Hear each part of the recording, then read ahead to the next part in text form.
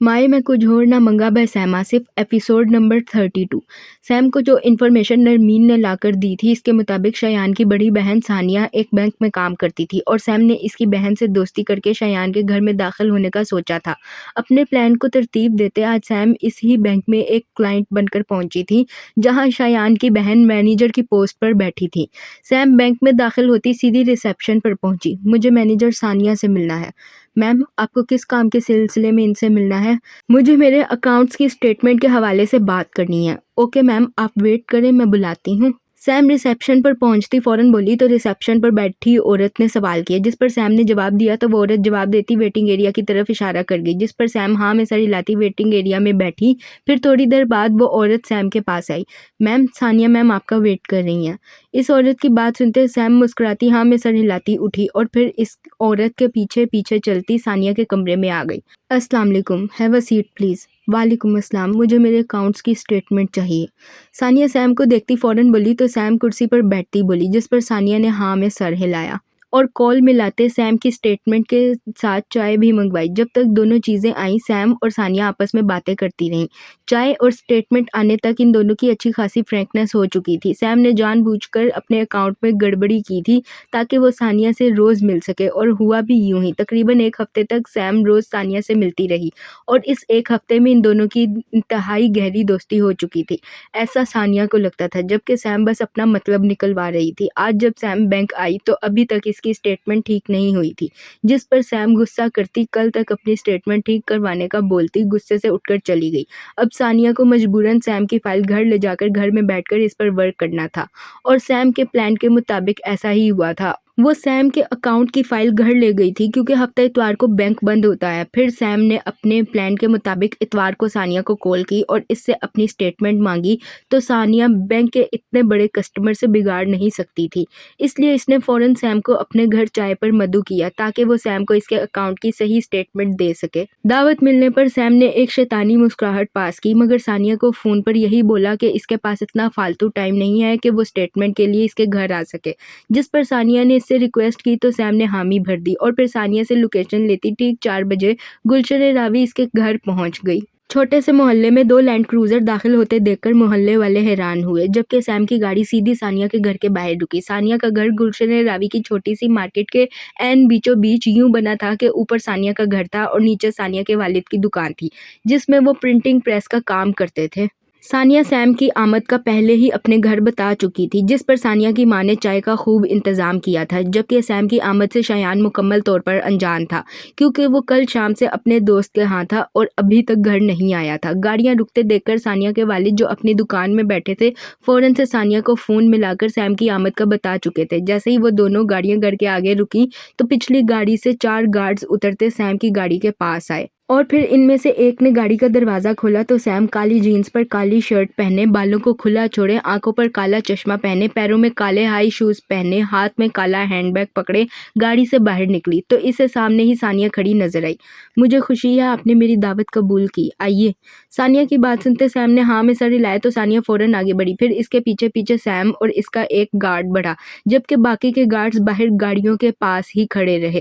Same ثانیہ کے ساتھ چلتی اوپر اس کے گھر میں آئی تو ثانیہ نے اسے اپنے ٹی وی لاؤنج میں بٹھایا، پھر اپنی بہنوں اور ماں سے تعارف کروایا تو سیم نے ہاں میں سر ہلایا۔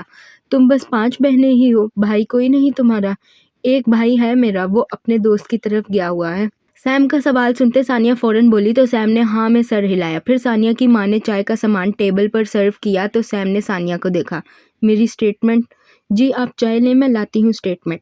سیم کی بات سنتے ثانیہ فوراً بولی اور اٹھ کر اندر گئی تو سیم نے چائے کا کپ اٹھاتے لبوں سے لگایا۔ ارے بیٹا یہ کباب لو نا، ثانیہ نے گھر میں بنائے ہیں۔ سیم کو چائے پیتا دیکھ کر ثانیہ کی ماں لبنہ فوراً بولی اور اس کی پلیٹ میں کباب رکھا تو سیم کو مجبوراً وہ کباب کھانا پڑا۔ ابھی سیم نے کباب کھایا ہی تھا کہ ثانیہ اسٹیٹمنٹ لے آئی اور اسے سیم کو دی تو سیم چائے چھوڑتے اسٹیٹمنٹ دیکھنے لگی۔ یقین تو اس سے پہلے ہی تھا کہ اسٹیٹمنٹ بالکل ٹھیک ہوگی کیونکہ سیم اپنے اکاؤنٹس ٹھیک کر چکی تھی، مگر ثانیہ کو دکھانے کے لیے وہ ایک بار پھر اسٹیٹمنٹ دیکھنے لگی جس پر لبنہ کو غصہ آیا۔ ثانیہ تم بھی کیا کرتی ہو، چائے تو پی لینے دیتی۔ السلام علیکم۔ सैम को स्टेटमेंट में मगन देखते लुबना गुस्से से बोली तो सानिया ने कुछ कहने के लिए मुंह खोला। तभी शयान घर में दाखिल होता बोला, मगर सामने ही सैम को बैठा देखकर इसकी चलती जबान को ब्रेक लगी। अरे शान, आओ इनसे मिलो, ये सानिया की क्लाइंट है, सैम आसिफ। ये सानिया से अपने कुछ जरूरी पेपर लेने आई थी। शयान को चुप होता देखकर लुबना ने फौरन तारुफ करवाया तो शयान ने हाँ में सर हिलाया और सीधा आता लुबना के पास बैठा। अस्सलाम वालेकुम। वालेकुम अस्सलाम। कैसे हो शान? इसका असल नाम शयान है, वो तो हम घर वाले सब प्यार से शान बुलाते हैं। शयान का सलाम सुनते सैम मुस्कुराती बोली तो सानिया ने फौरन जवाब दिया, जिस पर सैम ने हाँ में सर हिलाया। जबकि सैम को अपने घर में देखकर शयान को अचानक हवा में ऑक्सीजन की कमी होती महसूस हुई। आप बिस्किट लेना? नहीं थैंक यू, मैं ये लोकल बिस्किट्स और कबाब नहीं खाती। अच्छा कोई बात नहीं, आप चाय तो पी लें। लुबना की बात सुनते सैम मुस्कुराती बोली तो लुबना ने मुस्कुराते जवाब दिया, जिस पर सैम ने नफ़ी में सर हिलाया। मुझे ये लोकल चाय पीने की आदत नहीं, मेरा मैदा अपसेट हो जाता है। मैं पहला सिप लेकर ही समझ गई थी कि ये लोकल है and it's not good for me. आपने कबाब प्लेट में रखा तो मुझे मजबूरी में खाना पड़ा, वरना मैं ऐसी चीज़ों को देखती भी नहीं। I hope you never mind. मैं जिस मकसद के लिए यहाँ आई थी वो पूरा हो गया है, अब मैं चलती हूँ। और हाँ सानिया, मैं उम्मीद करती हूँ कि मुझे दोबारा तुम्हारे इस डरबे में ना आना पड़े। मेरे अकाउंट सेट रखा करो, मुझसे बना कर रखोगी तो तुम और बैंक दोनों फ़ायदे में रहोगे। Take care, लाफिज। सैम अपनी बात कहती उठती वहाँ से निकलती चली गई, जबकि वो अपने लफ्ज़ों से ना सिर्फ शयान को बल्कि उसकी फैमिली को भी जलील कर गई। और इस बेइज्जती को शयान ने हद से ज़्यादा फील किया। सैम के जाने के बाद सानिया वापस अपनी जगह पर बैठी तो लुबना ने इसके कंधे पर हाथ रखा। फिक्र मत करो सानिया, ये अमीर लोग सब एक जैसे ही होते हैं, छोड़ो तुम उसे। जी अम्मी। लुबना की बात सुनते सानिया फौरन बोली और उठकर बर्तन समेटने लगी, जबकि शयान फौरन घर से बाहर निकला और सीधा उस्मान के पास आया। वो दोनों ही उस्मान के घर के पास एक चाय की दुकान पर बैठ गए। फिर शयान ने उस्मान को सारा वाकया सुनाया तो उस्मान भी कुछ हैरान हुआ। मगर शयान, इस बात को तो 1 साल हो गया है। हाँ, पता नहीं अब वो क्यों वापस आई है। ताकि वो अपनी कही बात पूरी कर सके और तुमसे शयान आसिफ अपना बदला ले सके और तुम्हें जलील कर सके, जिस बदले के लिए वो इतनी मेहनत करके एक कामयाब बिजनेस वुमेन बनी है। उस्मान की बात सुनते शयान ने परेशानी से सवाल किया तो सैम इनके पास आती बोली। फिर हाथ के इशारे से चाय वाले को 2 कप चाय लाने को कहा तो वो फौरन चाय ले आया, जिस पर सैम ने इसे हाथ के इशारे से चाय रखने को कहा और पैसे दिए तो वो वापस चला गया। इस बात को 1 साल हो गया है, मैं समझा तुम सब कुछ भूल चुकी हो। अपनी बेइज्जती कैसे भूल सकती हूँ मैं? तुम्हें याद हो तो मैंने कहा था कि शतरंज का वो खेल तुमने शुरू किया है, मगर उसे ख़त्म मैं करूँगी। तुम्हारा हर उस जगह पर तमाशा बनाऊंगी जहाँ पर तुम्हारी कामयाबी होगी। अब ये सब करने के लिए मुझे पैसा और पावर चाहिए था, तो बस मैं पैसा और पावर कमा लिया एंड नाउ इट्स पे back time. Mister Shayan Asif, just wait and watch कि मैं क्या करती हूँ। उस्मान की बात सुनते सैम मुस्कुराते बोली और आखिर में आंख विंक कर गई। फिर वहाँ से वॉकआउट कर गई तो शयान और उस्मान ने एक दूसरे को देखा। इन्होंने सैम को जितना हल्का समझा था वो इतनी हल्की थी नहीं, वो तो वाकई ही शतरंज के खेल की माहिर निकली थी। इस वक्त वहाँ खड़े शयान और उस्मान को सैम से खौफ आया। अब देखना यह था कि आगे इस कहानी ने कौन सा नया मोड़ लेना था और शयान आसिफ के साथ क्या होना था। आज सुबह सुबह ही मरियम सैम को मिलने आई थी। वजह सैम, आसिफ साहब और उज़मा का अपने रिश्तेदार की बेटी की शादी पर इस्लामाबाद जाना था। वो तीनों कल सुबह अपनी गाड़ी में इस्लामाबाद जा रहे थे, इसलिए मरियम सैम को मिलने आई थी। मरियम जैसे ही सैम के कमरे में दाखिल हुई तो इसे सामने ही सैम कुर्सी पर बैठी अपने लैपटॉप में काम करती नजर आई। मरियम मुस्कुराती हुई सैम के पास आती बैठी तो सैम ने इसे कल शयान के घर वाला सारा वाकया बताया, जिस पर मरियम ने मुस्कुराते हाँ में सर हिलाया। सैम, मैं तुमसे एक बहुत ज़रूरी बात करने आई हूँ। हाँ बोलो। दरअसल मैं तुमसे एक वादा लेने आई हूँ। मरियम की बात सुनते सैम फौरन बोली तो मरियम ने मुस्कुराते जवाब दिए, जिस पर सैम ने इसे हैरानगी से देखा। कैसा वादा? सैम, तुम हमेशा खुद को कोई ना कोई नुकसान पहुंचाती रहती हो और अब तुम इस्लामाबाद जा रही हो तो मुझसे वादा करो कि तुम आज के बाद कभी ना खुद का हाथ काटोगी, ना गाड़ी में दोगी, ना किसी किस्म की दवाइयाँ खाकर खुद को नुकसान पहुंचाओगी। वादा करो।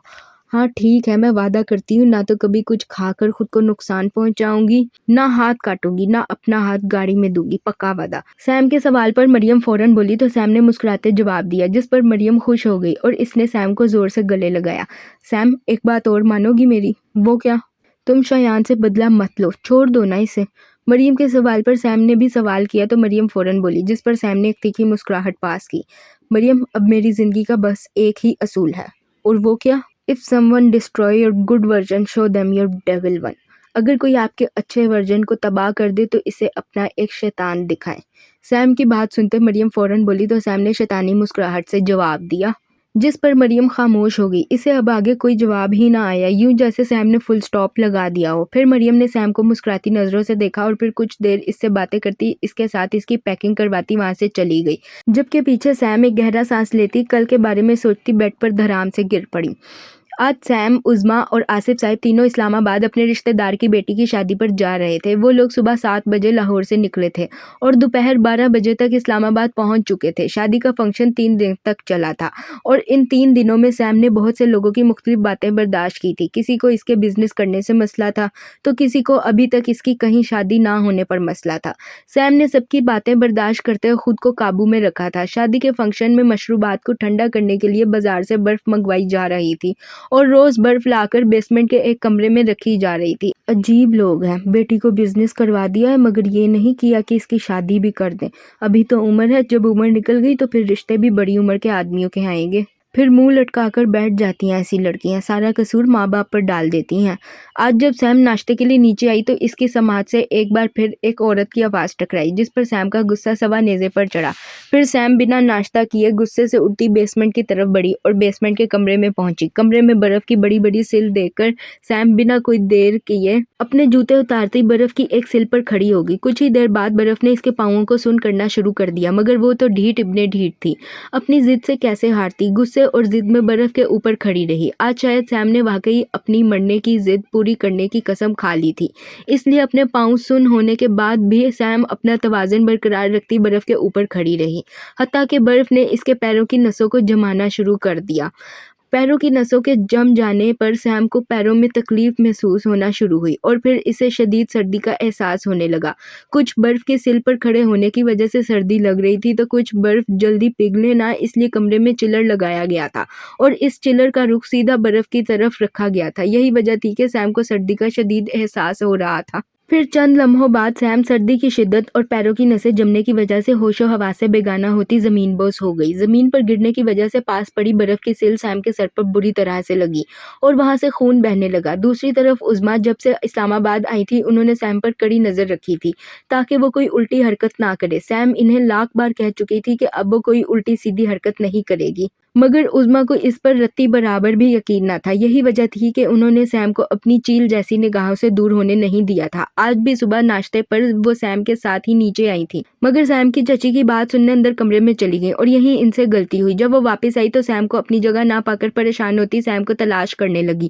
جب سیم پورے گھر میں کہیں نہ ملی تو باقی کے لوگ بھی پریشان ہو گئے، جبکہ عظمیٰ تو اس کی صحیح سلامتی کی دعا کرتی رونے لگی، جبکہ سیم کی چچی سب کو بار بار یہی کہنے لگی کہ اس کے سامنے جب بھی اس کی شادی کا ذکر کرو تو وہ غصے میں خودکشی کی کوشش کر دیتی ہے۔ اب یہ بات سن کر سب لوگ ہی تقریباً پریشان ہو چکے تھے۔ جب سیم پورے گھر میں کہیں نہ ملی تو آصف صاحب، عظمیٰ اور سیم کے چاچو نے بیسمنٹ کے کمرے کی طرف رخ کیا اور عظمیٰ کی امید کے برعکس وہی ہوا تھا جس کا ان کو ڈر تھا۔ سیم زمین پر بے ہوش پڑی تھی جبکہ اس کے سر سے خون بہہ رہا تھا۔ سیم کو دیکھتے عظمیٰ نے چیخ مارتے اپنے منہ پر ہاتھ رکھا، جبکہ ہر بار کی طرح اس بار بھی آصف صاحب سیم کو لیتے ہاسپٹل بھاگے تھے۔ وہ جو یہی سمجھ رہے تھے کہ سر سے خون بہنے کی وجہ سے سیم بے ہوش ہوئی ہے۔ ہاسپٹل پہنچ کر انہیں پتہ چلا کہ سیم خون بہنے کی وجہ سے نہیں بلکہ پیروں کی نسیں جمنے کی وجہ سے بے ہوش ہوئی ہے۔ یہ بات سنتے مانو آصف صاحب تو گھوم کر ہی رہ گئے تھے۔ آخر ایسی کیا پریشانیاں تھیں ان کی بیٹی کو جو وہ ہر بار خود کو شدید تکلیف پہنچاتی تھی اور ہر بار خود کو موت کے منہ میں لے جاتی تھی۔ آصف صاحب تو اپنی اس اولاد سے مانو تنگ ہی آ چکے تھے۔ عظمیٰ بھی سیم کے کزنوں کے ساتھ ہاسپٹل پہنچی تھی جب انہیں آصف صاحب نے اپنی بیٹی کے کارنامے کا بتایا تھا۔ اس وقت عظمیٰ اور آصف صاحب ڈاکٹر کے کمرے میں بیٹھے تھے اور ڈاکٹر انہیں سیم کی کنڈیشن سے آگاہ کر رہا تھا۔ دیکھیں ان کے پیر کی نسیں جم گئی ہیں، اگر انہیں جلد ٹھیک نہ کیا گیا تو ان کی جان کو خطرہ بھی ہو سکتا ہے۔ ہم پوری کوشش کر رہے ہیں، آپ لوگ بس دعا کریں۔ ڈاکٹر کی بات سنتے آصف صاحب اور عظمیٰ خاموشی سے باہر آئے اور سیم کے ہوش میں آنے کا انتظار کرنے لگے۔ ڈاکٹرز نے سیم کو فلی ہیٹڈ روم میں رکھا تھا جو عام گرم ٹیمپریچر سے کہیں زیادہ تھا۔ تقریباً 2 دن بعد سیم کو ہوش آیا تھا۔ اس کے پیروں کی نسوں میں سے برف ختم ہو گئی تھی جبکہ اس کے سر کا زخم بھی اب کافی بہتر تھا۔ سیم کے ہوش میں آنے کے بعد اسے انڈر آبزرویشن رکھا گیا تھا۔ سیم کو جب آئی سی یو سے روم میں شفٹ کیا گیا تو آصف صاحب اور عظمیٰ کو اس سے ملنے کی اجازت دے دی گئی۔ اجازت ملنے پر جیسے ہی وہ کمرے میں آئے تو عظمیٰ سیم کو دیکھتی پھٹ پڑی۔ سمرا، تمہیں ذرا بھی خیال ہے ہمارا کہ نہیں؟ تم کیوں یہ حرکتیں کرتی ہو؟ پاگل ہو گئی ہو تو بتا دو، ہم تمہیں پاگل خانے جمع کروا دیتے ہیں۔ تمہارا یہ روز روز کا تماشا ختم ہی نہیں ہوتا، جب دیکھو کبھی تم خود کو کچھ کر لیتی ہو کبھی کچھ۔ تمہیں خیال ہے ہمارا کہ نہیں؟ بتا دو تم ہمیں۔ عجیب لوگ ہیں، بیزار کر کے کہتے ہیں تمہاری بے رخی نے ہمارا دل توڑا ہے۔ کیا کہا تم نے؟ عظمیٰ کی ڈانٹ سنتے سیم بڑبڑاتی بولی تو عظمیٰ نے غصے سے سوال کیا، جس پر سیم نے آنکھیں بند کرتے ان پر ہاتھ رکھا تو عظمیٰ کو مزید غصہ آیا۔ اس سے پہلے کہ عظمیٰ کچھ کہتی سیم کے کزنز کمرے میں داخل ہوئے تو نہ چاہتے ہوئے بھی عظمیٰ کو خاموش ہونا پڑا۔ سب کے اندر آنے کے بعد عظمیٰ غصے سے باہر چلی گئی۔ کیسی ہو سیم؟ یار کیا ہو گیا ہے تمہیں؟ تم تو ایسی نہیں تھی، کچھ تو بتاؤ ہمیں۔ چھوڑو نا یار، کیا رکھا ہے سننے سنانے میں؟ کسی نے کسر نہ چھوڑی دل دکھانے میں۔ سیم کے ایک کزن نے پریشانی سے سوال کیا تو سیم کا دوسرا کزن بھی بولا، جس پر سیم پھیکی سی مسکراہٹ سے بولی تو سب لوگ خاموش ہوئے۔ پھر کچھ دیر کی باتوں کے بعد سیم کے سب کزنز وہاں سے چلے گئے۔ آج سیم کو ہاسپٹل سے ڈسچارج کیا جا رہا تھا اور سیم صبح سے ہی آصف صاحب کو بول رہی تھی کہ اسے سوات اپنے نئے شو روم کے افتتاح کے لیے جانا ہے، جس پر آصف صاحب کو تو کوئی اعتراض نہ تھا جبکہ عظمیٰ کو اعتراض تھا۔ وہ نہیں چاہتی تھی کہ سیم سوات اکیلی جائے اور پھر سے خود کے لیے کوئی مصیبت کھڑی کرے، اس لیے وہ بار بار بس یہی کہہ رہی تھی کہ یا تو سیم سوات نہ جائے یا پھر وہ خود سیم کے ساتھ جائیں، جس پر سیم تو بالکل راضی نہیں تھی۔ اسے سوات میں کتنا وقت لگتا ہے یہ وہ نہیں جانتی تھی، اور پھر اسے سوات سے آگے کشمیر بھی جانا تھا۔ اس نے خان امپائر کے مالک بلال خان کے ساتھ پارٹنرشپ کی تھی اور انہوں نے ہی اسے کشمیر اپنے گاؤں میں اپنی بیٹی کے نکاح پر مدعو کیا تھا۔ یہ بات آصف صاحب پہلے سے ہی جانتے تھے، اس لیے انہیں سیم کے اکیلے جانے پر کوئی اعتراض نہ تھا۔ خیر پورے ایک دن کی بحث کے بعد آخرکار سیم نے عظمیٰ کو منا ہی لیا تھا اور اب وہ لوگ کل صبح اسلام آباد سے روانہ ہونے والے تھے۔ سیم سوات جانے والی تھی اور آصف صاحب اور عظمیٰ واپس لاہور جانے والے تھے۔ مگر عظمیٰ نے سیم سے وعدہ لیا تھا کہ وہ خود کو کوئی نقصان نہیں پہنچائے گی، اگر اس بار اسے ایک بھی خروچ آئی تو وہ اس کا آئندہ باہر کہیں بھی اکیلے جانا بند کر دیں گی، اور سیم ان سے وعدہ کر چکی تھی۔ پھر صبح 10 بجے کے قریب سیم اپنی گاڑی جس میں وہ لوگ اسلام آباد آئے تھے میں اسلام آباد سے سوات روانہ ہوئی تھی، جبکہ آصف صاحب اور عظمیٰ اپنے باقی رشتہ داروں کے ساتھ واپس لاہور روانہ ہو گئے تھے۔ تقریباً 4.5 گھنٹوں بعد سیم سوات کی حدود میں داخل ہوئی اور پھر وہ سیدھا لا سرین ریزورٹ پہنچی اور وہاں پر اپنا سامان رکھتی کچھ گھنٹے آرام کرنے کے بعد سیدھا اپنے شو روم پر آ گئی اور اس کی افتتاحی تقریب کو خوب انجوائے کیا۔ پھر ایک رات سوات میں گزارتے اگلے ہی دن وہ کشمیر کے لیے نکل گئی۔ آج اسے بلال خان کی بیٹی کے نکاح میں شرکت کرنی تھی۔ سیم فل سپیڈ میں اپنی منزل کی طرف رواں دواں تھی جب اچانک اسے معلوم ہوا کہ اس کی گاڑی کی بریکس فیل ہیں۔ گاڑی کی بریکس فیل ہوتی دیکھ کر سیم پریشان ہوئی کیونکہ کل شام تک اس کی گاڑی بالکل ٹھیک تھی۔ خیر اب اسے اس مصیبت سے نکلنا تھا۔ پہلے تو اسے سمجھ ہی نہ آیا کہ وہ کیا کرے، مگر پھر اسے اندازہ ہوا کہ وہ کشمیر کی حدود میں داخل ہو چکی ہے اور اب اسے آگے صرف گاؤں تک جانا ہے۔ مگر کشمیر میں داخل ہوتے ہی اسے احساس ہوا کہ اس کی گاڑی کی سپیڈ بہت تیز ہے، جبکہ کشمیر کی حدود میں داخل ہوتے ہی سیم کسی گاؤں کے کچے راستے پر آ چکی تھی۔ اس راستے پر بچے بھی کھیل کود میں مصروف تھے، جبکہ اس راستے کے دونوں اطراف درخت اور کھیت موجود تھے جس میں کسان کھیتی کر رہے تھے۔ سیم پریشان سی ہارن بجاتی آگے بڑھ رہی تھی جب اچانک اسے سامنے راستے پر ایک چھوٹا سا بچہ کھڑا نظر آیا۔ اس کے ہارن بجانے پر وہ 2 سالہ بچہ خوشی سے تالی مارتا لطف اندوز ہو رہا تھا۔ جب سیم نے دیکھا کہ اب اس کے پاس گاڑی روکنے کا کوئی اور طریقہ نہیں ہے اور بچہ بھی راستے سے ہٹنے کو تیار نہیں ہے تو اس نے فوراً ہی گاڑی کو دائیں جانب گھمایا اور پھر اس کی گاڑی سیدھی جاتی ایک درخت میں لگی، جبکہ درخت میں گاڑی لگنے کی وجہ سے سیم کا سر بری طرح سے اسٹیئرنگ پر لگا اور اس کے سر سے خون لکیروں کی صورت میں اس کے چہرے پر بہنے لگا۔ اس وقت وہاں سیم کو بے اختیاری اپنی موت سے خوف آیا۔ وہ جو بار بار خود کو موت کے منہ میں پہنچاتی تھی زندگی کی اہمیت جان گئی اور پھر اس وقت اس کے دل نے شدت سے زندگی کی دعا مانگی تاکہ وہ اپنے گناہوں کی معافی مانگ سکے اور ایک اچھی زندگی جی سکے۔ اپنی زندگی کی دعا مانگتے مانگتے نہ جانے کب سیم ہوش و حواس سے بیگانہ ہوئی، اسے پتہ ہی نہ چلا۔ آخری چیز جو اس نے محسوس کی تھی وہ کسی شخص کا ہاتھ تھا جس نے اسے گاڑی سے کھینچ کر باہر نکالا تھا اور پھر اسے گود میں اٹھاتے بھاگا تھا۔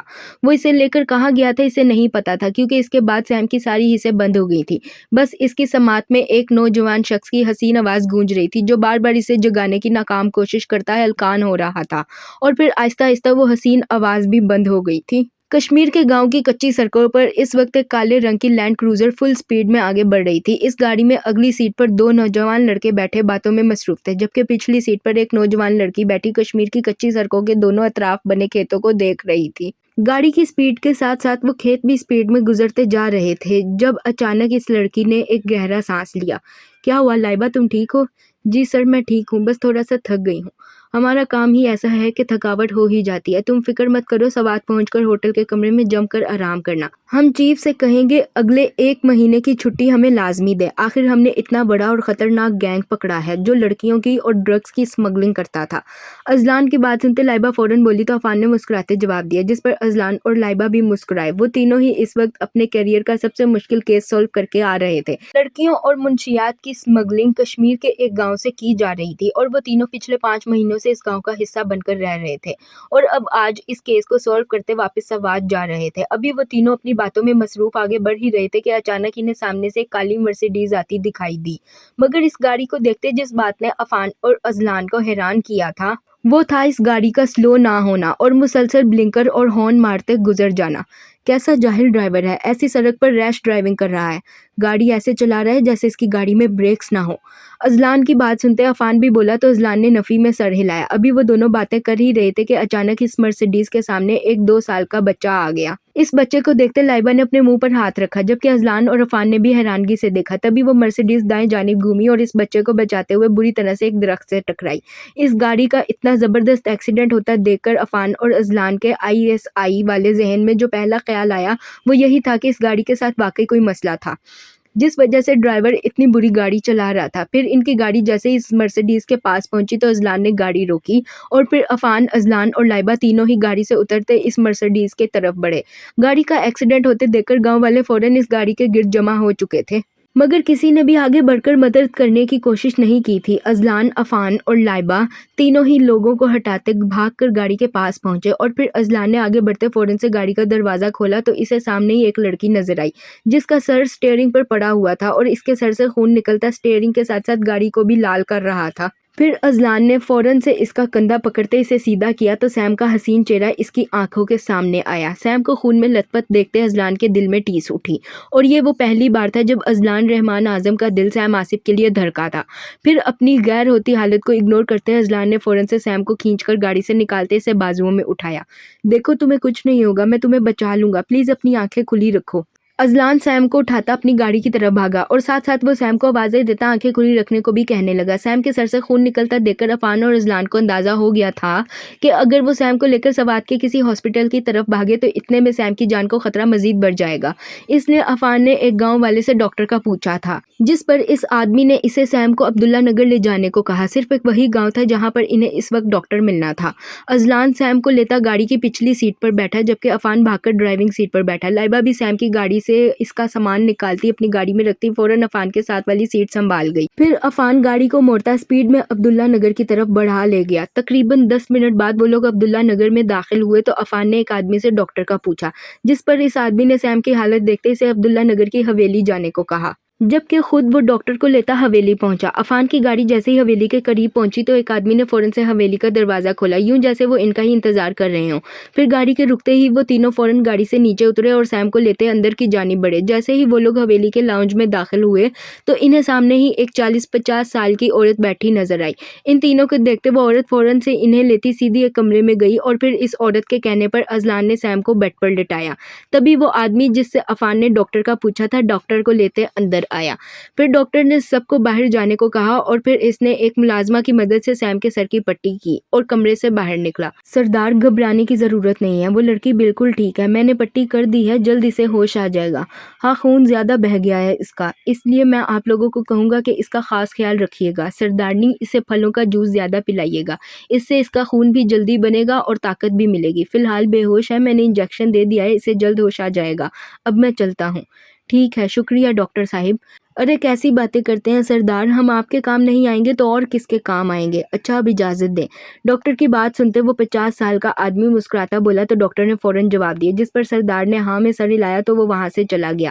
اس ڈاکٹر کے جانے کے بعد ازلان، عفان اور لائبہ نے اپنا تعارف کروایا تو انہیں پتہ چلا کہ وہ بوڑھا آدمی اور عورت اصل میں عبداللہ نگر کے سردار جعفر نیازی اور ان کی بیوی سردارنی آمنہ نیازی ہیں۔ سیم تو اس وقت بے ہوش تھی، اس لیے سردار ان تینوں کو لیتے نیچے لاؤنج میں آ گئے اور ان کی خوب مہمان نوازی کرنے لگے۔